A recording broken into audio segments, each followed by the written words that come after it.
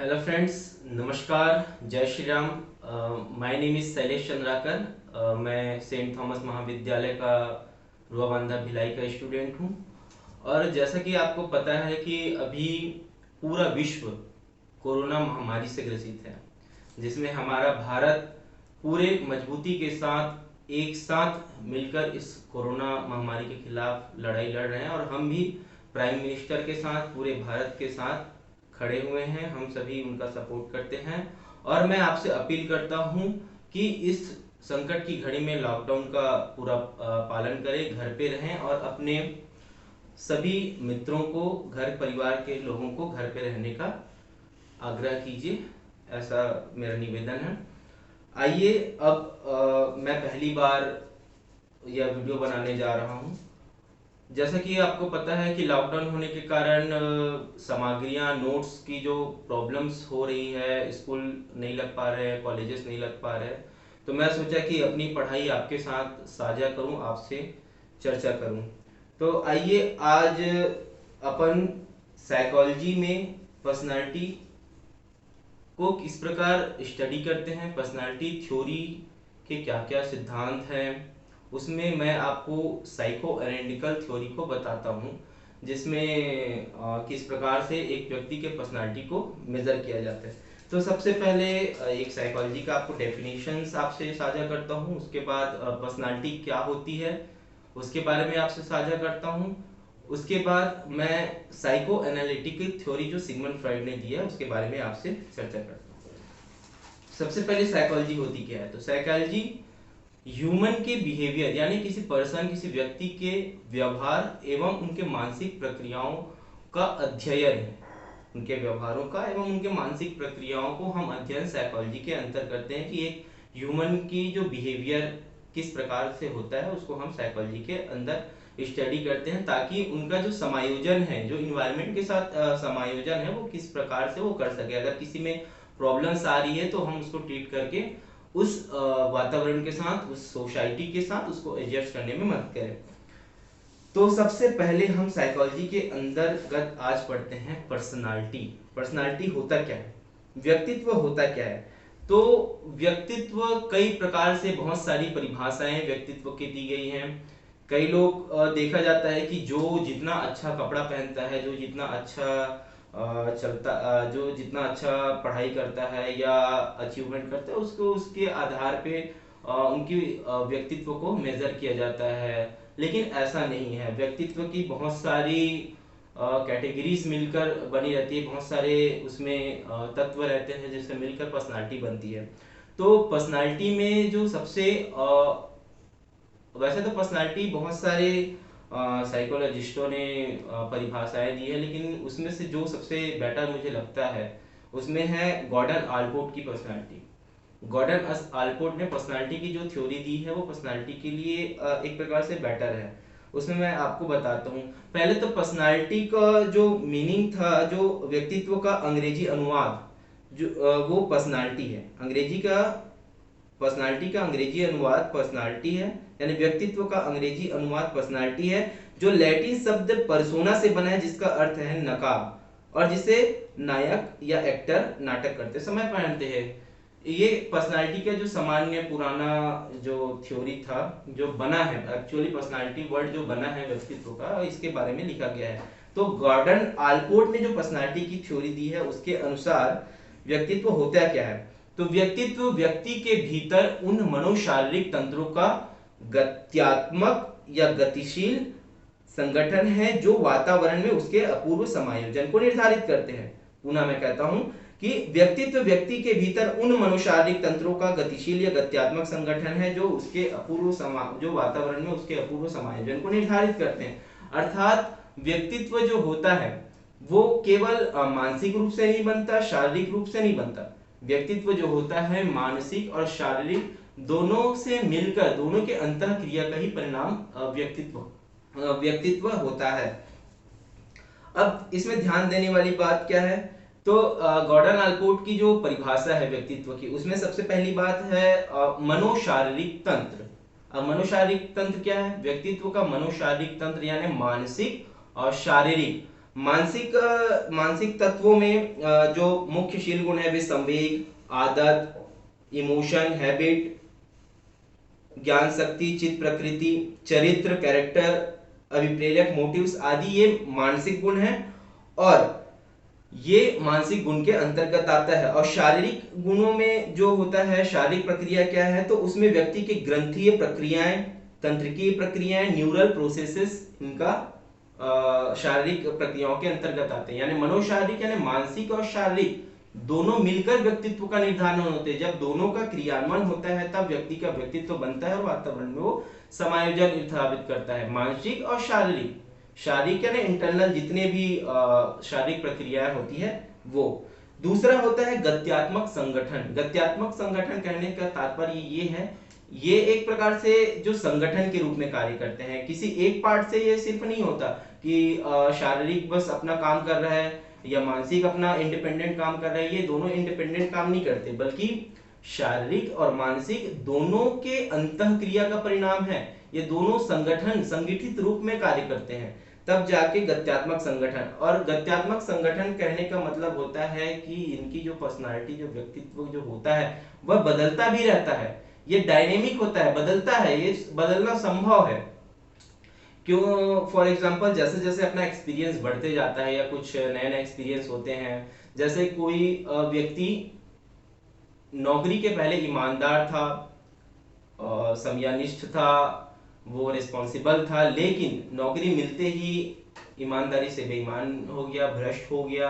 तो ये क्या हुआ, उनकी पर्सनालिटी में चेंजेस आ गए। जैसे चेंजेस आया तो इसका मतलब ये है कि जो पर्सनालिटी होती है वो चेंजफुल रहती है, बदल भी सकती है, डायनेमिक रहती है। तीसरा होती है संगतता यानी कंसिस्टेंसी। कंसिस्टेंसी यानी व्यक्ति के व्यवहार एक समय से दूसरे में संगत रहता है। अर्थात आज एक टाइम पे व्यक्ति का व्यवहार जैसा है वो दूसरी जगह पे भी वैसा हो सकता है, ये उनकी कंसिस्टेंसी होती है। तीसरा, वातावरण में अपूर्व समायोजन को निर्धारित करते हैं। वातावरण में अपूर्व समायोजन को निर्धारित करते हैं, अर्थात व्यक्ति यानी प्रत्येक व्यक्ति जो होता है अपने आप में यूनिक होता है, अनोखापन होता है। यानी एक व्यक्ति का जो व्यवहार है वो एक ही वातावरण में अलग अलग होता है, हर व्यक्ति अपने अनुसार अलग व्यवहार करता है। ये वातावरण में अपूर्व समायोजन को उनके निर्धारित करते हैं। तो ये हुई पर्सनालिटी। पर्सनालिटी क्या होता है, तो आल्पोर्ट के अनुसार व्यक्तित्व व्यक्ति के भीतर उन मनोशारीरिक तंत्रों का गतिशील या गत्यात्मक संगठन है जो वातावरण में उसके अपूर्व समायोजन को निर्धारित करते हैं। अर्थात व्यक्तित्व होता है जो होता है साइको फिजिकल सिस्टम, यानी साइको यानी मानसिक, फिजिकल यानी शारीरिक, साइको फिजिकल सिस्टम। मानसिक और शारीरिक रूप से जब दोनों अंतःक्रिया करते हैं तो व्यक्ति की पर्सनालिटी बनती है और उसी पर्सनालिटी से व्यक्ति वातावरण में समायोजन स्थापित करता है। ये हुआ व्यक्तित्व होता क्या है। अब व्यक्तित्व को मेजर करने के भी अलग अलग मनोवैज्ञानिकों ने अलग अलग प्रकार से अपने सिद्धांत प्रतिपादन किया है, दिए हैं। उसमें मैं आपको थ्योरेटिकल अप्रोचेस टू पर्सनालिटी के अंतर्गत आपको साइको एनालिटिक अप्रोच मैं आपको बताता हूं। उसमें मनोविश्लेषणात्मक उपागम, इसको सिगमंड फ्रॉइड ने दिया है। उनका बायोडाटा आप नेट से देख लेना। बाकी मनोविश्लेषणात्मक उपागम जो होता है, व्यक्तित्व का अध्ययन करने का सबसे पहला उपागम मनोविश्लेषणात्मक उपागम है, जिसका प्रतिपादन सिगमंड फ्रॉइड द्वारा किया गया। और इसका उपागम में मानव की प्रकृति निराशावादी पेसिमिस्टिक तथा निश्चयवादी डिटर्मिनिस्टिक छवि पर बल डाला गया है। यानी एक ह्यूमन नेचर पर अधिक फोकस किया है, निराशावादीता पर फोकस किया है और निश्चयवादी पे फोकस उन्होंने किया है। इसमें व्यक्तित्व को उन्होंने डिफाइन करने के लिए, व्याख्या करने के लिए अचेतन यानी हमारे अनकॉन्शियस माइंड पे जो इच्छाएं हैं, जो डिजायर हैं, सेक्सुअल और आक्रामक जैविक आधारों को आरंभिक बाल्यावस्था से लेकर मानसिक संघर्षों को महत्वपूर्ण माना गया। यानी बाल्यावस्था में जो जो जन्म के बाद जो जो हमारी जो डिजायर रहती है उनके द्वारा हमारे फ्यूचर को डिफाइन करते हैं। ये सिगमंड फ्रॉइड के द्वारा बोला गया है। अब इसके द्वारा इसके मैं थ्योरी के अंतर आपको पर्सनालिटी थ्योरी आपको बताता हूँ। सिगमंड फ्रॉइड ने जो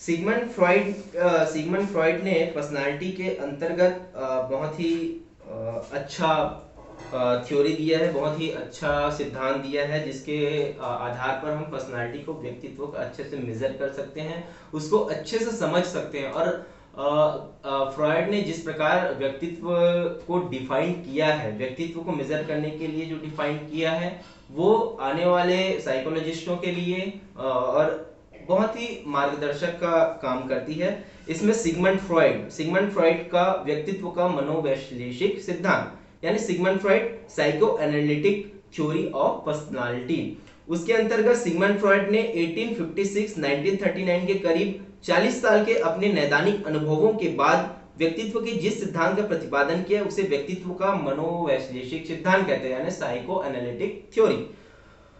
व्यक्तित्व को समझने एवं उनको व्याख्या करने में इस सिद्धांत की भूमिका उस समय भी काफी थी और आधुनिक मनोवैज्ञानिकों के बीच भी पर्याप्त थी।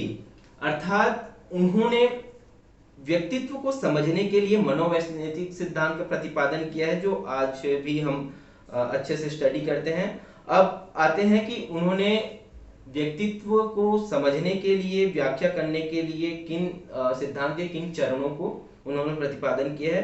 तो मनोवैश्लेषिक सिद्धांत या मनोविश्लेषणात्मक सिद्धांत साइकोएनालिटिक थ्योरी की व्याख्या निम्नलिखित 4 भागों में उन्होंने बांटा है। 4 मेजर टाइप्स में उन्होंने डिफाइन किया है पर्सनालिटी को। फर्स्ट होता है व्यक्तित्व का संगठन, यानी ऑर्गेनाइजेशन पर्सनालिटी। व्यक्तित्व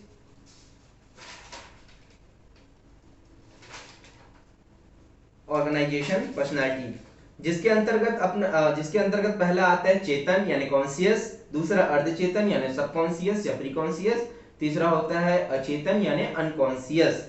इन तीनों जो होता है वो ऑर्गेनाइजेशन पर्सनालिटी के अंतर्गत आता है। दूसरा होता है व्यक्तित्व की संरचना यानी structure of personality. Structure of personality के अंतर्गत आता है id, ego, super ego. Id, ego, super ego को हम आगे डिफाइन करेंगे। तीसरा होता है व्यक्तित्व की गतिकी यानी dynamics of personality. Dynamics of personality के अंतर्गत पहला आता है इंस्टिंक्ट, मूल प्रवृत्ति। दूसरा होता है एंजाइटी। एंजाइटी के अंतर्गत भी 3 आते हैं। उसके बाद आता है अहम रक्षात्मक प्रक्रम यानी defence mechanism, ego defence mechanism, जिसके अंतर्गत आता है दमन, रिप्रेशन, यौक्तिकीकरण, रैशनलाइजेशन, प्रतिक्रिया निर्माण, रिएक्शन फॉर्मेशन, प्रतिगमन, रिग्रेशन, प्रक्षेपण यानी प्रोजेक्शन एंड डिस्प्लेसमेंट यानी विस्थापन। ये अहम रक्षात्मक प्रक्रम के अंतर्गत आता है। उसके बाद आता है psychosexual development of psychosexual development, जो मनोलैंगिक विकास की अवस्थाएं जो सिगमंड फ्रॉइड ने प्रतिपादित किया। तो हम पर्सनालिटी के अंतर्गत, सिगमंड फ्रॉइड की पर्सनालिटी थ्योरी के अंतर्गत सबसे पहला जो उन्होंने टाइप्स दिया उनके बारे में डिस्कस करते हैं। पहला व्यक्तित्व का संगठन। व्यक्तित्व का संगठन यानी ऑर्गेनाइजेशन ऑफ पर्सनालिटी, व्यक्तित्व का संगठन। फ्रॉइड ने व्यक्तित्व का संगठन की व्याख्या करने के लिए 3 लेवल्स बांटे हैं। मन के 3 पहलू उन्होंने बांटे हैं, 3 लेवल्स, चेतन, अचेतन, अर्धचेतन। चेतन कॉन्शियस, अर्धचेतन सबकॉन्शियस, प्रीकॉन्शियस, और अचेतन जो होता है वो अनकॉन्शियस होता है। पहला चेतन कॉन्शियस क्या होता है? तो चेतन से तात्पर्य यानी कॉन्शियस से तात्पर्य वैसे भाग से होता है जिसमें वे सारी अनुभूतियां या संवेदनाएं होती है जिसका संबंध वर्तमान से होता है। यानी जो तत्कालिक अनुभव जो हमें होता है, जिस क्षण हम जिस व्यक्ति के मन में जो अनुभूतियां आ रही है, जिस क्षण जिस अनुभूतियां आ रही है वह उनके चेतन मन में रहते हैं। यानी हम जो सोच रहे हैं या जो कर रहे हैं वो हमारे जो मन में तत्कालिक क्षण में जो उत्पन्न हो रहा है वे सारे चेतन मन के अंतर्गत आते हैं। चेतन के बाद आता है अर्धचेतन। अर्धचेतन में क्या होता है? न तो वो चेतन में होता है और न ही अर्धचेतन में होता है। इसमें वैसी इच्छाएं, विचार, भाव आदि होते हैं जो हमारे वर्तमान चेतन अनुभव में नहीं होते, परंतु प्रयास करने पर हमारे चेतन मन में आ जाते हैं। जैसे कि कोई बच्चा अलमारी में अपना बुक ढूंढ रहा है कि मेरा बुक कहाँ है, लेकिन थोड़ी देर बाद याद करने के बाद आता है कि हाँ उन्होंने अपना बुक किसी मित्र को दे दिया, तो ये एक अर्धचेतन का एग्जाम्पल्स हो गया। इसके बाद आता है अचेतन मन यानी अनकॉन्शियस। अनकॉन्शियस क्या है? तो अचेतन का शाब्दिक अर्थ है जो चेतन या चेतना से परे हो। हमारे कुछ अनुभव इस प्रकार के होते हैं, न तो हमारी चेतन में होते हैं, न ही अर्धचेतन में होते हैं, और ऐसे अनुभव चेतन में होते हैं। अचेतन मन में रहने वाले विचार इच्छाओं का स्वरूप कामुक, सेक्सुअल, असामाजिक, एंटी सोशल, अनैतिक, इमोरल तथा घृणित, हेटफुल होता है। क्योंकि ऐसी इच्छाएं विचारों को दिन प्रतिदिन पूरा करना संभव नहीं हो पाता, अतः उसे चेतन से हटाकर अचेतन में दमित कर दी जाती है। अर्थात हमारे जितने भी डिजायर्स रहते हैं जो जिनको हम पूरा नहीं कर पाते, वो हमारे अचेतन मन में जाकर दमित हो जाती है, जो हमारे चेतन और अचेतन को बीच बीच में अफेक्ट डालते रहते हैं। तो ये हुआ अपना अचेतन। और सिगमंड फ्रॉइड की थ्योरी में सबसे महत्वपूर्ण बात यह है कि उन्होंने किसी भी व्यवहार में जो प्रॉब्लम्स आ रही हैं उनका मेन कारण उन्होंने अचेतन मन में छिपी हुई दमित इच्छाओं पे ही फोकस डाला है। यानी अचेतन मन पे सिगमंड फ्रॉइड ने अपना पूरा फोकस लगाया है, जिसमें सेक्सुअल एनर्जी जो दमित हो जाती है उसके कारण इफेक्ट होते रहते हैं।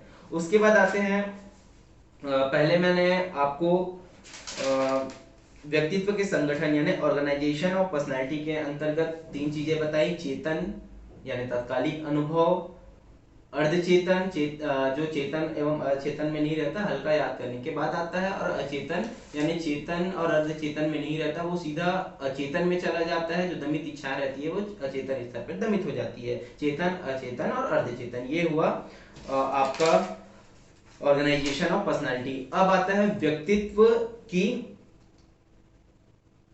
संरचना यानी structure of personality. Structure of personality यानी व्यक्तित्व की संरचना, जो सिगमंड फ्रॉइड के दूसरा टाइप्स है, जिसके अंतर्गत ईड, ईगो, सुपर ईगो। संरचनात्मक मॉडल से तात्पर्य उन साधनों से होता है जिनके द्वारा मूल प्रवृत्तियों से उत्पन्न मानसिक संघर्षों का समाधान होता है। ऐसे साधन प्रतिनिधि ऐसे साधनों के 3 हैं, यानी मानसिक संघर्षों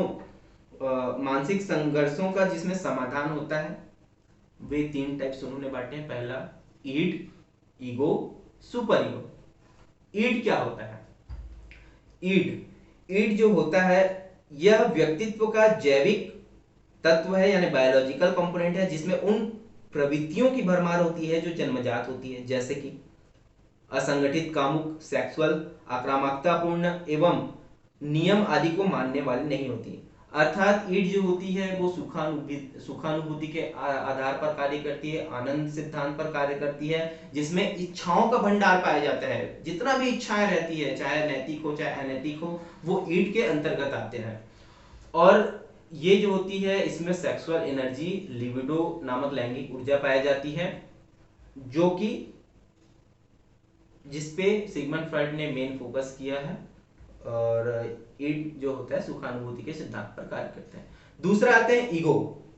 ईगो क्या होता है? तो मन के गत्यात्मक पहलू का दूसरा प्रमुख भाग ईगो है। जन्म के कुछ दिन बाद तक बच्चा पूर्णतः ईड की प्रवृत्तियों द्वारा नियंत्रित होता है, परंतु सामाजिक नियमों एवं नैतिक मूल्यों के कारण उसमें ऐसी प्रवृत्तियों या इच्छाओं की पूर्ति नहीं होती, जिसके फलस्वरूप उसमें निराशा का अनुभव होता है और उसका वास्तविकता से स्थापित हो जाते हैं। इस प्रक्रिया में ईगो का विकास होता है। अर्थात ईगो जो होता है वह ईड के लिए वास्तविकता के आधार पर कार्य करता है, एक प्रकार से रास्ता बनाता है। वास्तविकता के सिद्धांत पर ईगो जो है कार्य करता है। पराअहम, सुपर ईगो, पराअहम अर्थात सुपर ईगो। अब सुपर ईगो जो होता है वो नैतिकता के आधार पर चलता है, आदर्शवादी सिद्धांत का पालन करता है। अगर ईगो का रास्ता अनैतिक है तो उसको नैतिक रूप से तथा दंड देने का काम जो होता है वो सुपर ईगो करता है। ईड जो होता है सुखानुभूति के सिद्धांत पर कार्य करता है, इच्छाओं का भंडार होता है, सेक्सुअल एनर्जी, लिबिडो उसमें पाया जाता है। उसके बाद ईगो वास्तविकता के सिद्धांत पर चलता है, उसमें रियलिस्टिक होता है और रास्ता तैयार, रोड मैप तैयार करता है। तीसरा पराहम यानी सुपर ईगो होता है। सुपर ईगो नैतिकता, आदर्शवादी सिद्धांत पर चलता है, जो ईगो को दंड देने का काम भी करता है अगर वो सही तरीके से अपना काम नहीं करता, अगर वो अनैतिक रास्ता अपनाता है। तीसरा आता है डायनेमिक ऑफ पर्सनालिटी। यानी व्यक्तित्व की गतिकी। अब व्यक्तित्व की गतिकी और डायनेमिक ऑफ पर्सनालिटी क्या है? तो फ्रायड के अनुसार मानव जीव यानी ह्यूमन ऑर्गेनिज्म एक जटिल तंत्र, कॉम्प्लेक्स सिस्टम है जिसमें शारीरिक ऊर्जा यानी फिजियोलॉजिकल एनर्जी तथा मानसिक ऊर्जा यानी मेंटल एनर्जी दोनों ही होते हैं। शारीरिक ऊर्जा से व्यक्ति शारीरिक क्रियाएं जैसे दौड़ना, लिखना, सांस लेना इत्यादि जो होता है शारीरिक ऊर्जा के अंतर्गत आता है, और मानसिक ऊर्जा के अंतर्गत आता है स्मरण, प्रत्यक्ष चिंतन करना आदि जो होता है मानसिक प्रक्रियाओं के अंतर्गत आता है। ये यानी पर्सनालिटी जो डायनेमिक्स होता है मानसिक रूप से, मैंने बताया था कि पर्सनालिटी बनता कैसे, शारीरिक और मानसिक दोनों के अंतर क्रियाओं का ही परिणाम जो होता है उससे व्यक्तित्व बनता है। कुछ ऐसे संप्रत्यय जिसमें पर्सनालिटी जो रिप्रेजेंट करता है, जैसे कि इंस्टिंक्ट यानी मूल प्रवृत्ति, दूसरा है एंजाइटी यानी चिंता, तीसरा है मनोरचनाओं का वर्णन यानी डिफेंस मैकेनिज्म, किस प्रकार डिफेंस मैकेनिज्म यूज करके अपनी पर्सनालिटी को बिल्डअप करता है। पहला आता है इंस्टिंक्ट। तो सिगमंड फ्रॉइड ने दो प्रकार के इंस्टिंक्ट बताए हैं। मूल प्रवृत्ति से फ्रॉइड का तात्पर्य वैसे जन्मजात शारीरिक उत्तेजना यानी इनेट बॉडीली एक्सिटेशन से होता है जिसके द्वारा व्यक्ति के सभी तरह के व्यवहार निर्धारित किए जाते हैं। फ्रायड ने मूल प्रवृत्तियों को मूलतः दो भागों में बांटा गया है। पहला होता है जीवन मूल प्रवृत्ति यानी लाइफ इंस्टिंक्ट, और दूसरा होता है मृत्यु मूल प्रवृत्ति अर्थात डेथ इंस्टिंक्ट। जीवन मूल प्रवृत्ति को इरोस कहा जाता है और मृत्यु मूल प्रवृत्ति को थैनाटोस कहा जाता है। जीवन मूल प्रवृत्तियों द्वारा व्यक्ति के सभी तरह के रचनात्मक यानी कंस्ट्रक्टिव वर्क जो होता है वो जीवन मूल प्रवृत्ति के अंतर्गत होता है, लाइफ इंस्टिंक्ट के अंतर्गत होता है। और जितने भी प्रकार के इसमें से सेक्सुअल इंस्टिंक्ट को अलग रखा गया है क्योंकि जो फ्रायड होता है वो सेक्सुअल पे अधिक फोकस किया है, सेक्सुअल एनर्जी पे, जिसको लिबिडो कहा जाता है, एनर्जी फोर्स को। और उसके आधार पर मृत्यु मूल प्रवृत्ति यानी डेथ इंस्टिंक्ट जो होता है थैलेमस द्वारा व्यक्ति के सभी तरह के ध्वंसात्मक, आक्रामक यानी तो आक्रामक जो व्यवहार होते हैं, अग्रेसिव बिहेवियर्स का निर्धारण जो होता है वो मृत्यु यानी डेथ इंस्टिंक्ट करता है। उसके बाद सामान्य व्यक्तित्व में इन तरह की मूल प्रवृत्तियों में एक संतुलन पाया जाता है। इस संतुलन में प्रायः इरोस की सक्रियता थैनाटोस की सक्रियता से अधिक होती है। इसके बाद हम पहला आपको व्यक्तित्व यानी डायनेमिक्स ऑफ पर्सनालिटी के अंतर्गत पहला मूल प्रवृत्ति बताया। दूसरा बताते हैं एंजाइटी। एंजाइटी क्या होती है? तो फ्रायड के अनुसार एंजाइटी एक ऐसी अफेक्टिव यानी ऐसी भावात्मक एवं दुखद अनप्लीजेंट अवस्था होती है जो अहम को आलंबित खतरा से सतर्क करता है। यानी हमारा जो ईगो होता है वो आने वाले खतरा से हमें सतर्क कराती है। इसमें पहला होता है रियलिस्टिक एंजाइटी यानी वास्तविक चिंता, दूसरा होता है तंत्रिका तापी चिंता यानी न्यूरोटिक एंजाइटी, तीसरा होता है नैतिक चिंता यानी मोरल एंजाइटी। वास्तविक चिंता क्या होता है? तो वास्तविक चिंता के अंतर्गत भूकंप आना, सांप से डर, आंधी तूफान से डर, इनसे डरना तो एक प्रकार से सामान्य अनुक्रिया है, इनसे डरना एक वास्तविक चिंता का प्रतीक है। दूसरा होता है तंत्रिका तापी चिंता, न्यूरोटिक एंजाइटी क्या होता है? तो इस तरह की चिंता की उत्पत्ति ईड की इच्छाओं पर अहम की निर्भरता यानी ईड की जो इच्छा होती है वह अहम की निर्भरता से होती है। इसमें व्यक्ति को आशंका उठती है कि अहम उपाहम की इच्छाओं को खासकर सेक्सुअल एनर्जी और अग्रेसिव इंपल्स को नियंत्रित करने में सफल रहेगा। अर्थात ईड की इच्छाओं पर अहम के जो निर्भरता रहती है वो न्यूरोटिक्स एंजाइटी के अंतर्गत आता है। तीसरा नैतिक एंजाइटी यानी मोरल एंजाइटी, जब अहम को पराहम द्वारा दंड दिया जाता है तो इससे व्यक्ति की नैतिक चिंता उत्पन्न होती है। नैतिक चिंता की उत्पत्ति के कारण, नैतिक चिंता के कारण व्यक्ति में दोष भाव, गिल्टी फीलिंग, आत्मदोष, सेल्फ कंडेमनेशन की भावना उत्पन्न हो जाती है। यानी जब ईगो अनैतिक कार्य करने लग जाता है तो सुपर ईगो द्वारा जब ईगो जो है अनैतिक कार्य करने लग जाता है तब सुपर ईगो द्वारा जो उसे दंडित किया जाता है तो उससे क्या है नैतिक यानी मोरल एंजाइटी उत्पन्न हो जाती है। तीसरा होता है अब उसके अंतर्गत अहम रक्षात्मक प्रक्रम। अब बात करते हैं हम अहम रक्षात्मक प्रक्रम की, यानी ego defence mechanism. Ego defence mechanism किस तरह से काम करता है एक व्यक्ति की पर्सनालिटी को बिल्डअप करने के लिए। अहम रक्षात्मक प्रक्रम के विचार का प्रतिपादन तो सिगमंड फ्रॉयड ने किया, परंतु इसकी सूची उनकी पुत्री अना फ्रॉयड ने पूरा किया। अहम रक्षात्मक प्रक्रम अहम को चिंताओं से बचा पाती है, यानी अहम जो हमारी अहम होता है उसको एंजाइटी से बचाने का जो प्रक्रम होता है उसे अहम रक्षात्मक प्रक्रम बोलते हैं। सभी रक्षात्मक प्रक्रम में कम से कम निम्नलिखित दो गुण पाए जाते हैं, ट्रेट पाए जाते हैं। सभी रक्षात्मक प्रक्रम अचेतन यानी अनकॉन्शियस माइंड पर कार्य करते हैं। वे आत्मभ्रामक सेल्फ डिसेप्टिव होते हैं। ऐसे रक्षात्मक प्रक्रम वास्तविकता के प्रत्यक्षण यानी परसेप्शन ऑफ रियलिटी को विकृत कर देते हैं। फलस्वरूप व्यक्ति के लिए चिंता का स्वरूप कम धमकीपूर्ण हो जाता है। अब इसके अहम रक्षात्मक प्रक्रम के अंतर्गत 6 प्रकार के टाइप्स इन्होंने डिवाइड किए हैं। पहला होता है दमन, रिप्रेशन। रिप्रेशन क्या होता है? दमन या रिप्रेशन एक ऐसी रक्षात्मक प्रक्रम है जिसके द्वारा चिंता, तनाव, मानसिक संघर्ष उत्पन्न करने वाली असामाजिक एवं असैनिक इच्छाओं को चेतना से हटाकर व्यक्ति अचेतन मन में कर देता है। दमन को कभी कभी चयनात्मक विस्मरण की घटना यानी फिनोमिनन ऑफ सेलेक्टिव फॉरगेटिंग भी कहा जाता है।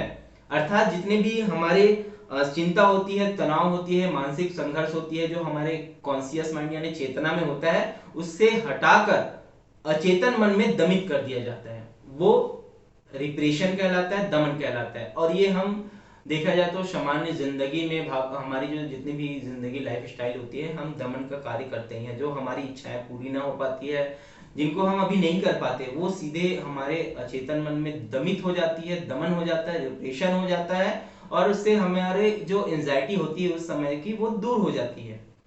हालांकि वो जो दमित इच्छाएं फ्यूचर में इफेक्ट डालती है। दूसरा होता है दमन के पश्चात दूसरा होता है यौक्तिकीकरण यानी रैशनलाइजेशन। रैशनलाइजेशन क्या होता है? जैसे एक कहावत है कि अंगूर खट्टे हैं, तो इसमें कहने का तात्पर्य ये है कि इसमें अभिप्रेरकों एवं इच्छाओं से उत्पन्न मानसिक संघर्ष तथा तनाव का समाधान उन अभिप्रेरकों एवं इच्छाओं को युक्ति संगत बनाकर अर्थात तर्कपूर्ण एवं विवेकपूर्ण व्याख्या किया जाता है। इस तरह से व्यक्तिकीकरण में व्यक्ति अपने अयुक्ति संगत व्यवहारों को युक्ति संगत एवं तर्क संगत व्यवहार रूप में परिणत कर अपने आप को संतुष्ट करता है, यानी मानसिक संघर्ष को दूर करने का प्रयास करता है। इसको अपन एग्जाम्पल के तौर पे समझते हैं। कहने का यौक्तिकीकरण कहने का तात्पर्य यह है कि अभी हम जिस परिस्थिति में हैं, उस परिस्थिति को हम दूसरे से कंपैरिजन करके इस टाइम की एंजाइटी को अपन दूर करने का प्रयास करते हैं। फॉर एग्जाम्पल के लिए किसी के घर में या किसी व्यक्ति आर्थिक रूप से तंगी है, उनके यहाँ इकोनॉमिकल प्रॉब्लम है, तो वो ये समझ के खुश हो जाता है कि उनके यहाँ की सूखी दाल रोटी जो होती है वो दूसरे के घर से जो हलवा है, जो मिठाई है, उससे कहीं बेटर है, तो उससे उनकी एंजाइटी दूर हो जाती है। और ये यौक्तिकरण का एक बेटर एग्जाम्पल है। दूसरा होता है प्रतिक्रिया निर्माण। डिफेंस मैकेनिज्म के अंतर्गत प्रतिक्रिया निर्माण यानी रिएक्शन ऑफ फॉर्मेशन। यह रक्षात्मक प्रक्रम प्रसिद्ध कहावत 100 चूहे खाकर बिल्ली हज को चली या मुंह में राम बगल की छुरी से मेल खाता है। अर्थात यह होता है कि इस रक्षात्मक प्रक्रम में व्यक्ति अपने अहम को किसी कष्टकर या अप्रिय इच्छा या प्रेरणा के ठीक उस इच्छा या प्रेरणा के विपरीत इच्छा या प्रेरणा विकसित करके बचाता है। कहने का तात्पर्य यह है कि इस रक्षात्मक प्रकरण के अंतर्गत हमें जो एंजाइटी या कोई अन्य जो इरेशनल थॉट है, जो बातें हैं, उसके विपरीत हम जो प्रतिक्रिया बनाकर जो व्यवहार करते हैं उसको प्रतिक्रिया निर्माण करते हैं। यानी एक क्रिया के विपरीत दूसरी क्रिया का निर्माण करना प्रतिक्रिया निर्माण कहलाता है। जैसा कि एग्जाम्पल के तौर पे एक भ्रष्टाचारी जो नेता होता है, एक भ्रष्ट नेता भ्रष्टाचार के खिलाफ भाषण दे रहे हैं। कहने का तात्पर्य वो खुद भ्रष्ट है, लेकिन वो अपने विपरीत भ्रष्टाचार के खिलाफ वो भाषण दे रहे हैं। या कई लोग प्रेम में असफल हो गए या लव में असफल हो गए, तो वो अपनी प्रेमिका को गाली देकर या अपनी प्रेमिका यानी अपने प्रेम की विपरीत प्रेमिका को गाली देने लग जाता है। तो ये सारी जो होता है वो रिएक्शन फॉर्मेशन का परिणाम होता है, प्रतिक्रिया निर्माण जो होता है उसके। चौथा होता है प्रतिगमन यानी रिग्रेशन। रिग्रेशन से तात्पर्य यह होता है कि पीछे की ओर हो जाना। पीछे की ओर हो जाना का तात्पर्य यह है कि जब व्यक्ति में एंजाइटी बिल्डअप हो जाती है, तनाव या मानसिक संघर्ष उत्पन्न हो जाता है, तो वह अपने पुराने इतिहास में चले जाकर बच्चों की तरह फूट फूट कर रोने लगता है। इससे उनकी एंजाइटी कम हो जाती है, उनके तनाव कम हो जाती है। तो पीछे चले जाना रिग्रेशन का एग्जाम्पल है। पांचवा होता है प्रोजेक्शन यानी प्रक्षेपण। प्रक्षेपण क्या होता है? दूसरे लोगों या वातावरण के प्रति अपनी अमान्य प्रस्तुतियों, मनोवृत्तियों एवं व्यवहारों को अचेतन रूप में आरोपित करने की प्रक्रिया को प्रक्षेपण कहा जाता है। प्रायः देखा गया है, अर्थात वातावरण के प्रति अपनी असामान्य प्रस्तुतियों, मनोवृत्तियों एवं व्यवहारों को अचेतन रूप में आरोपित करने की प्रक्रिया को प्रक्षेपण कहा जाता है। यानी हमारी जो मनोवृत्तियां हैं, जो हमारी जो इच्छाएं हैं, उसे हम एक कारण को हम दूसरे के ऊपर थोप देते हैं। इसको एग्जाम्पल के रूप में अपन समझने का प्रयास करते हैं। जैसे कि परीक्षा में फेल हो जाना, इस पे छात्र स्वयं पर दोष ना लगाकर शिक्षकों पे दोष लगाता है कि शिक्षकों ने हमें ठीक से नहीं पढ़ाया। परीक्षा में फेल हो गया तो कहता है कि नहीं, हमारे प्रश्न टफ आ गए थे, कठिन आ गए थे, इस कारण हमारा रिजल्ट ठीक नहीं है। या कभी कभी ये बोलता है कि भाई हमारे घर वाले हमसे ज्यादा काम करवा लिए, इसलिए हमारा रिजल्ट अच्छा नहीं रहा है। यानी उस परिस्थिति का आरोप वह दूसरे पे लगाता है, दूसरे तरीके से वो लगाकर उसको हटाने का प्रयास करता है। इसे प्रक्षेपण, प्रोजेक्शन करता है, यानी अपनी प्रॉब्लम्स को दूसरे के ऊपर प्रोजेक्ट कर देना। छठवा होता है डिप्लेसमेंट। डिप्लेसमेंट जो होता है विस्थापन। इस रक्षात्मक प्रक्रम में व्यक्ति अपने संवेग, प्रेरणा को किसी वस्तु या व्यक्ति के अचेतन रूप से हटाकर दूसरे व्यक्ति या वस्तु से संबंधित कर लेता है।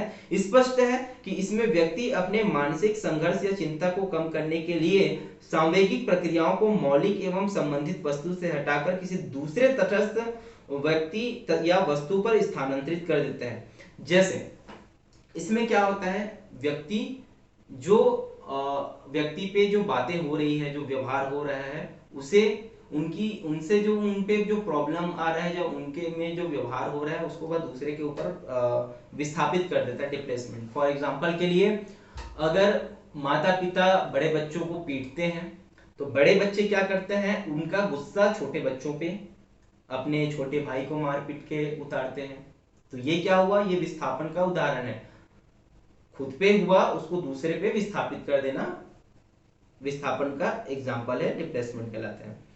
ये तो हुआ पर्सनालिटी थ्योरी, यानी फ्रॉइड के पर्सनालिटी थ्योरी के अंतर्गत ईगो डिफेंस मैकेनिज्म, जिसके अंतर्गत अपन क्या पढ़े, दमन, रिप्रेशन, जो अचेतन मन में दमित, सारी इच्छाएं अचेतन मन में दमित हो जाती है। यौक्तिकीकरण का तात्पर्य ये है कि दूसरे से कंपेयर करके अपने उस थॉट से निकालकर तनाव को दूर करना।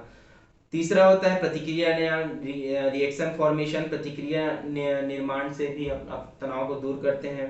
प्रतिगमन रिग्रेशन, पीछे की ओर चले जाकर हम अपने तनाव को दूर करते हैं। प्रक्षेपण प्रोजेक्शन जो होता है वह दूसरे के ऊपर प्रोजेक्ट कर देना। जैसे मैंने एग्जांपल दिया था कि बच्चे फेल होने का कारण टीचर का ठीक से ना पढ़ाया जाना, सिलेबस कठिन आ जाना, एग्जाम प्रश्न कठिन आ जाना, जैसी बातें करते रहते हैं। उसके बाद आता है डिप्लेसमेंट यानी विस्थापन। और विस्थापन मैंने बताया कि अपने ऊपर हो गए व्यवहारों के या प्रक्रियाओं को दूसरे के ऊपर आरोपित कर देना या डिप्लेस कर देना। उसके बाद अपन आते हैं डेवलपमेंट ऑफ पर्सनालिटी, यानी व्यक्तित्व का एक ह्यूमन के अंतर्गत एक पर्सन का व्यक्तित्व कैसे बिल्डअप होता है, कैसे उसके पर्सनालिटी का विकास होता है। फ्रॉइड ने डेवलपमेंटल ऑफ पर्सनालिटी के अंतर्गत 5 प्रकार के लेवल्स बांटे हैं। 5 स्तर पे उन्होंने साइकोसेक्सुअल डेवलपमेंट को बांटा है।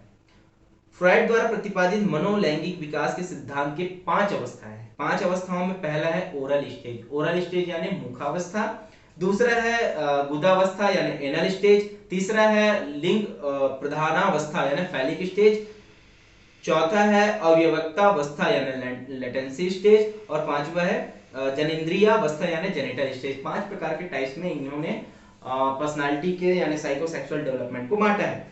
अब इसके अंतर्गत अपन फर्स्ट टाइप्स को पढ़ते हैं। पहला मुखावस्था यानी ओरल स्टेज। ओरल स्टेज में क्या होता है? तो मुखावस्था मनोलैंगिक विकास की यानी साइकोसेक्सुअल डेवलपमेंट की फर्स्ट अवस्था है, पहली अवस्था है, जो जन्म से लेके 1 वर्ष तक रहता है। उस उम्र तक रहने के बाद इसमें कामुकता क्षेत्र यानी इरोजिनियस जोन मुंह में होता है। जबड़ा से कोई चीज दबाना, जबड़ा से दांत निकल आने पर दांत में दबाना यानी चूसना, निकलना, सकिंग करना, स्वेलोइंग करना, जॉ करना, तो ये जो होती है इस मुखावस्था के अंतर्गत यानी ओरल स्टेज में एक व्यक्ति में ये सारी प्रक्रियाएं होती हैं। सामान्य तौर पर यानी आसान शब्दों में कहा जाए तो मुखावस्था यानी ओरल स्टेज जो होती है वो 1 साल, जन्म से लेके 1 साल तक रहती है। इसमें मुख्यतः चूसना, सकिंग, निगलना, स्वेलिंग एंड जबड़ा से कोई चीज को दबाना आदि कार्य करते हैं। अगर इस समय यह कार्य पूरी तरीका से होता है तो इसमें 2 प्रकार के कार्य होते हैं। एक मुखवर्ती निष्क्रिय व्यक्तित्व तथा अनुवर्ती आक्रामक व्यक्तित्व होता है। अगर मुखवर्ती निष्क्रिय व्यक्तित्व वाले व्यक्ति अत्यधिक आशावादी होते हैं, उनमें दूसरे व्यक्तियों पर अधिक विश्वास होता है, इनमें निष्क्रियता तथा दूसरों के पर अत्यधिक निर्भरता का शील गुण पाया जाता है। अर्थात कहने का तात्पर्य यह है, अगर बचपन में ये सारी चीजें वो कर लेता है तो उसमें अच्छे से उनकी पर्सनालिटी बिल्डअप होती है। अगर उसमें ये सारी प्रक्रियाएं नहीं हो पाती तो उसमें प्रॉब्लम्स आने शुरू हो जाते हैं और दूसरों पे वो अधिक प्रभुत्व दिखाने का प्रयास करते हैं। दूसरा होता है गुदावस्था यानी एनल स्टेज। एनल स्टेज यह जीवन के पहले साल से लेकर दूसरे साल के बीच में होता है और इसमें मुख्य रूप से इनका जो सेक्सुअल यानी कामुकता क्षेत्र जो होता है, एरोजेनियस जोन जो होता है, मुंह से हटकर शरीर के गुदा क्षेत्र में आ जाता है, एनल रीजन में आ जाता है। और इस अवस्था में प्रायः बालक जो होता है मल मूत्र का स्पर्श आदि कार्य करते रहता है। मल मूत्र आदि अंगों को छूना, मल मूत्र का स्पर्श, ये गुदावस्था के अंतर्गत आता है। यानी सामान्य रूप से गुदावस्था के अंतर्गत 1 से 2 वर्ष के बीच में रहता है। मल मूत्र आदि का स्पर्श इस अवस्था में किया जाता है। तीसरा आता है लिंग प्रधानावस्था यानी फैलिक स्टेज। मनोलैंगिक विकास की यह तीसरी अवस्था होती है जो जीवन के चौथे एवं 5वें साल के दौरान की अवस्था है। इस अवस्था में कामुक क्षेत्र जेनिटल होता है और इसमें जो होता है फ्रॉइड का कहना था कि इस अवस्था में प्रत्येक लड़का जो होता है मातृ मनोग्रंथि यानी ओडिपस कॉम्प्लेक्स तथा प्रत्येक लड़की में पितृ मनोग्रंथि इलेक्ट्रा कॉम्प्लेक्स विकसित हो जाते हैं। अतः ये दोनों ग्रंथियां यूनिवर्सल होती हैं। मातृ मनोग्रंथि ओपीडियस कॉम्प्लेक्स में लड़का अचेतन रूप से अपनी माता के प्रति सेक्सुअल माता से लैंगिक प्रेम यानी सेक्सुअल लैंगिक प्रेम तथा की इच्छा करता है तथा पिता से घृणा करता है, और जो लड़की होती है वो पिता से प्रेम करता है और माता के प्रति घृणा का भाव प्रदर्शित करता है। यानी लिंग प्रधानावस्था फैलिक स्टेज जो होती है वो तीसरी अवस्था होती है जो 2 से 3 वर्ष के बीच होता है। इसमें लड़कों में जो पाया जाता है उसे ओडिपस कॉम्प्लेक्स कहा जाता है, लड़कियों में जो पाया जाता है उसे इलेक्ट्रो कॉम्प्लेक्स कहते हैं। चौथी जो स्टेज है वो है लेटेंसी स्टेज, अव्यवक्तावस्था। मनोलैंगिक विकास की यह चौथी अवस्था है जो लिंग प्रधानावस्था फैलिक स्टेज के बाद प्रारंभ होती है। यह अवस्था 6 से 7 साल की उम्र से प्रारंभ होकर 12 अवस्था, यानी यह जो इस स्टेज पे क्या होता है कि जो जितने भी सेक्सुअल एनर्जी या डिजायर्स जो होती है वो सुसुप्त अवस्था में सो जाती है और ये 6 से 7 साल के उम्र से प्रारंभ होकर लगभग 12 वर्ष की आयु तक रहती है। इसमें विभिन्न प्रकार के क्रियाएं, शिक्षा, खेलकूद आदि कार्य इसमें किया जाता है। उसके बाद आता है जेनिटल स्टेज, यानी जनेंद्रिय जनेंद्रियावस्था यानी जेनिटल स्टेज। मनोलैंगिक विकास की यह अंतिम अवस्था है जो 13 वर्ष की आयु से प्रारंभ होकर निरंतर चलती रहती है। इस अवस्था में किशोरावस्था तथा प्रौढ़ावस्था दोनों ही सम्मिलित होती है, यानी जनेंद्रिय अवस्था। इस यह जो अवस्था होती है यानी जेनिटल स्टेज जो होता है वो मनोलैंगिक विकास की अंतिम अवस्था है जो 13 वर्ष की आयु से प्रारंभ होकर निरंतर चलती रहती है। इसमें विषम लिंगियों के प्रति आकर्षण आदि कार्य इस स्टेज में होता है। यह फ्रॉइड के साइकोसेक्सुअल डेवलपमेंट की जो 5 स्टेजेस है उनके बारे में मैंने आपको बताया। तो फ्रॉइड जो थे, सिगमंड फ्रॉइड ने साइकोसेक्सुअल डेवलपमेंट की 5 अवस्थाएं बताए। पहला मुखावस्था, ओरल स्टेज, जो कि 0 से 1 वर्ष के बीच रहता है और उसमें मुख्य रूप से अंगूठा चूसना, सकिंग करना इत्यादि कार्य करता है। दूसरा एनल स्टेज जो 1 से 2 वर्ष के बीच रहता है जिसमें मलमूत्र का स्पर्श आदि कार्य करते हैं। तीसरा लिंग प्रधानावस्था, फैलिक स्टेज होता है जिसमें लड़कों में ऑडिपस कॉम्प्लेक्स पाया जाता है, लड़कियों में इलेक्ट्रा कॉम्प्लेक्स पाया जाता है। लड़का जो है माता के पिता के प्रति घृणा करता है और लड़की जो होती है वो माता के प्रति घृणा व्यक्त करती है। चौथा जो होता है अव्यवक्ता है ना, लेटेंसी स्टेज। लेटेंसी स्टेज जो होता है उसमें जो सेक्सुअल एनर्जीज जो रहती है वो सुसुप्त हो जाती है, सो जाती है और इस अवस्था में शिक्षा प्राप्त करना आदि कार्य करते हैं। और पांचवा जो होता है जनेंद्रिय अवस्था यानी जेनिटल स्टेज। इस अवस्था में आते आते जो 13 वर्ष की उम्र के बाद इस अवस्था में आने के पश्चात जो है विषम लिंगियों के प्रति अट्रैक्शन आदि का कार्य इसी स्टेज में होता है। यह जो है साइकोसेक्सुअल डेवलपमेंट की पर्सनालिटी की थ्योरी जो सिगमंड फ्रॉइड ने दिया है उसके बारे में हमने चर्चा की। अब अपन आते हैं फ्रॉइड के सिद्धांत का मूल्यांकन। फ्रॉइड के सिद्धांत के कुछ गुण एवं परिसीमाएं थे, उनके बारे में चर्चा करते हैं। पहला, फ्रॉइड का यह सिद्धांत काफी विस्तृत एवं चुनौतीपूर्ण है। इसके द्वारा व्यक्तित्व का व्याख्या बोधगम्य भाषा में की जा सकती है। अनेक मनोवैज्ञानिकों का कहना है कि जो फ्रॉइड ने जो थ्योरी दिया है वो बहुत ही काल्पनिक टाइप से थी, बहुत ही कॉम्प्लिकेटेड था, लेकिन फिर भी इनके द्वारा हम उसे अच्छे से पर्सनालिटी को समझ सकते हैं।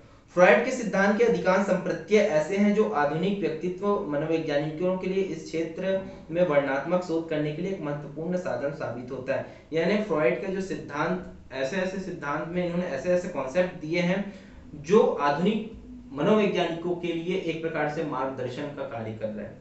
तीसरा, फ्रॉइड के सिद्धांत का स्वरूप कुछ ऐसा है कि इसके माध्यम से मानव व्यवहार के बारे में ज्ञात तथ्यों को तार्किक रूप से मनोवैश्लेषिक ढांचे में आसानी से ढाला जा सकता है। अब फ्रॉइड के जो इन्होंने सिद्धांत दिए हैं उसमें क्या क्या आलोचना इन्होंने की है, क्या कमी की है, उनके बारे में चर्चा करते हैं। फ्रॉइड के मनोवैश्लेषिक सिद्धांत की विधि वैज्ञानिक नहीं है। उनका कहना है कि इन्होंने जो थ्योरी दी है वो साइंटिफिक नहीं है, चूंकि उन्होंने अपने शोधों को क्रमबद्ध रूप से नहीं दिया है। मनोवैज्ञानिकों का कहना है कि उन्होंने अपनी जो थ्योरी दी है वो सिस्टमैटिकली नहीं दी है। फ्रॉइड के सिद्धांत के बहुत सारे संप्रत्यय यानी उन्होंने बहुत सारे कॉन्सेप्ट ऐसे दिए हैं जो एक्सप्लेन ठीक से नहीं किया है, जिसके कारण उनकी जो थ्योरी है उतनी यूजफुल नहीं है, ऐसा मनोवैज्ञानिकों का कहना है। लेकिन मुझे लगता है और बहुत सारे मनोवैज्ञानिकों का भी कहना है कि सिगमंड फ्रॉइड ने जो पर्सनालिटी की जो थ्योरीज उन्होंने दी है वो वास्तव में ह्यूमन की पर्सनालिटी को पढ़ने के लिए, समझने के लिए कि पर्सनालिटी होता क्या है, बहुत ही यूजफुल है और ये आने वाले मनोवैज्ञानिकों के लिए, लोगों के लिए बहुत ही यूजफुल है और उनके लिए एक मार्गदर्शक यानी प्रेरणा का कार्य करेगी। तो ये था हमने पर्सनालिटी, आज की हमने पढ़ा पर्सनालिटी की थ्योरी, व्यक्तित्व की मनोविज्ञान के अंतर्गत, पर्सनालिटी साइकोलॉजी के अंतर्गत व्यक्तित्व की थ्योरी पढ़ी हमने, व्यक्तित्व होता क्या है और सिगमंड फ्रॉइड ने व्यक्तित्व सिद्धांत क्या क्या दिया है हमने उनके बारे में पढ़ा। मैं एक बार आपको शॉर्ट में जो अभी पढ़े हैं हम उनको एक बार रिवाइज कर लेते हैं। पहला, पर्सनालिटी होती क्या है? तो पर्सनालिटी गॉर्डन ऑलपोर्ट के अनुसार पर्सनालिटी व्यक्तित्व व्यक्ति के भीतर उन मनोशारीरिक तंत्रों का गतिशील या गत्यात्मक संगठन है जो कि उसके वातावरण में अपूर्व समायोजन को निर्धारित करते हैं। अर्थात पर्सनालिटी जो होती है साइको फिजिकल सिस्टम यानी मानसिक एवं शारीरिक दोनों के इंटरेक्शन यानी अंतःक्रिया का परिणाम व्यक्तित्व होता है। ये व्यक्तित्व हो गया। अब व्यक्तित्व के अंतर्गत जो थ्योरीज दी है उसमें हमने फ्रॉइड की थ्योरीज पढ़ी है और फ्रॉइड का जो सिद्धांत है, सिगमंड फ्रॉइड ने जो सिद्धांत दिया, अचेतन मन पे अधिक बल दिया। उन्होंने जो 4 टाइप्स में बांट के आपको समझाया है, 4 टाइप्स में उन्होंने व्यक्तित्व को बताया है। पहला, व्यक्तित्व का संगठन यानी ऑर्गेनाइजेशन ऑफ पर्सनालिटी, जिसके अंतर्गत 3 टाइप्स बताया, चेतन, अर्धचेतन, अचेतन। चेतन जो होता है वास्तविक, चेतन जो होता है तात्कालिक अनुभव जो क्षण में हम महसूस कर रहे हैं। दूसरा अर्धचेतन, सबकॉन्शियस, प्रीकॉन्शियस, जो चेतन अर्धचेतन में नहीं रहता है। अचेतन जो होता है अनकॉन्शियस, जितने भी इच्छाएं जो दमित हो जाती है वो अचेतन में जाके दमित हो जाती है। दूसरा होता है व्यक्तित्व की संरचना यानी structure of personality. Structure of personality के अंतर्गत ईड, ईगो, सुपर ईगो। ईड कार्य करता है और इसमें सेक्सुअल एनर्जी, लिबिडो पाया जाता है। दूसरा ईगो वास्तविकता के सिद्धांत पर चलता है और उसके लिए रास्ता रोड मैप तैयार करता है। तीसरा होता है सुपर ईगो। सुपर ईगो जो होता है वह अहम को अनैतिक कार्य करने से बचाता है और आदर्शवादिता के आधार पर, नैतिकता के आधार पर यह कार्य करता है। इसको नैतिक मन बोलते हैं। तीसरा होता है व्यक्तित्व की गतिकी यानी dynamics of personality. Dynamics of personality, मूल प्रवृत्ति यानी इंस्टिंक्ट, चिंता, एंजाइटी। मूल प्रवृत्ति मैंने 2 बताया था, जीवन मूल प्रवृत्ति, मृत्यु मूल प्रवृत्ति। जीवन मूल प्रवृत्ति में अपने स्ट्रक्चरल कार्य करते हैं और मृत्यु मूल प्रवृत्ति में अग्रेसिव आक्रामक व्यवहार करते हैं, ध्वंसात्मक कार्य करते हैं। तीसरा मैंने बताया था अहम रक्षात्मक प्रक्रम यानी ईगो सेल्फ डिफेंस मैकेनिज्म, जिसके अंतर्गत मैंने दमन बताया था, रिप्रेशन, सारी इच्छाओं यानी भंडारों को दमन में दमित कर देते हैं अचेतन स्तर में और इससे अपने एंजाइटी को दूर करने का प्रयास करते हैं। चौथा, दूसरा है यौक्तिकीकरण। यौक्तिकीकरण में अपन कंपेयर करके एंजाइटी को दूर करने का प्रयास करते हैं। जैसे मैंने बताया था कि मेरे यहाँ सूखी दाल रोटी दूसरों के घर से बहुत अच्छा है, तो ये अपने एंजाइटी को कम करने का प्रयास था। तीसरा होता है प्रतिक्रिया निर्माण यानी रिएक्शन फॉर्मेशन। रिएक्शन फॉर्मेशन में एक प्रतिक्रिया, एक अलग प्रतिक्रिया निर्माण करके एंजाइटी को दूर। उसके बाद प्रतिगमन बताया था। प्रतिगमन रिग्रेशन जो होता है बचपन अवस्था में जाकर फूट फूट के रोकर अपनी एंजाइटी को दूर करने का प्रयास करता है। एक प्रकार से वैसी प्रक्रिया है। उसके बाद जो होता है प्रक्षेपण, प्रोजेक्शन, दूसरे के ऊपर प्रोजेक्ट कर देना। उसके बाद आता है विस्थापन यानी डिप्लेसमेंट, अपनी ऊपर वो किए गए प्रॉब्लम्स को दूसरे को या बातों को दूसरे के ऊपर विस्थापित, अनुक्रिया को विस्थापित कर देना। जैसे कि मैंने बताया था कि माता पिता अगर बड़े बच्चे को पीट रहे हैं तो बड़ा बच्चा छोटे बच्चे को पीटता है, अपने छोटे भाई को पीटता है, अपने ऊपर हुए व्यवहार को दूसरे के ऊपर विस्थापित करके अपने एंजाइटी को दूर करने का प्रयास करता है। उसके बाद मैंने बताया सेक्सुअल डेवलपमेंट के 5 stage, oral, anal, phallic, latency and genital. मुखावस्था, गुदावस्था और मुखावस्था, गुदावस्था, फैलिक स्टेज, लेटेंसी स्टेज, सुसुप्तावस्था एंड 5वां जो था वो जेनिटल था, लैंगिक। फर्स्ट में ओरल में था 0 से 1 वर्ष, जिसमें अंगूठा चूसना आदि कार्य किया जाता है। दूसरा 1 से 2 वर्ष जो गुदावस्था होता है, जिसमें मलमूत्र आदि का स्पर्श किया जाता है। तीसरा जो होता है फैलिक स्टेज, जिसमें लड़कों में ओडियक्स कॉम्प्लेक्स और ओडिपस कॉम्प्लेक्स और लड़कियों में इलेक्ट्रा कॉम्प्लेक्स पाया जाता है। जो लड़का होता है उसे पिता के प्रति नफरत होता है और जो लड़की होती है उसे माता के प्रति घृणा होता है। चौथा जो स्टेज होता है लेटेंसी अवस्था, जिसमें जो हमारी सेक्सुअल एनर्जीज रहती है वो सुसुप्त अवस्था में चली जाती है, जिसके कारण शिक्षा आदि क्षेत्र में इस फील्ड में कार्य होने लग जाता है। 5वां जो होता है जेनिटल अवस्था, विषम लिंगियों के प्रति हमारा अट्रैक्शन होते जाता है। ये था व्यक्तित्व की पर्सनालिटी। व्यक्तित्व क्या होता है ये मैंने आपको बताया। सिगमंड फ्रॉइड की व्यक्तित्व प्रश्न सिद्धांत क्या था ये मैंने आपको बताया, उनकी आलोचनाएं बता दी। आशा है कि आपको इससे हेल्प मिलेगा और यह वीडियो आपको पसंद आएगा। तो मैं इसके बाद आने वाले वीडियो में सिगमंड फ्रॉइड ने मनो विश्लेषणात्मक जो थेरेपी दी है कि किसी में, किसी भी बच्चे में या किसी भी ह्यूमन में, जो पर्सन में जो प्रॉब्लम्स आ रही है उसे किस प्रकार से उनसे डाटा कलेक्ट करके उनको ट्रीट किया जाता है, आने वाले वीडियो में आपको मैं साइको एनालिटिक थेरेपी यानी मनोविश्लेषणात्मक थेरेपी आपको आने वाली वीडियो में मैं बनाऊंगा। ठीक है, तब तक के लिए धन्यवाद। जय श्री राम।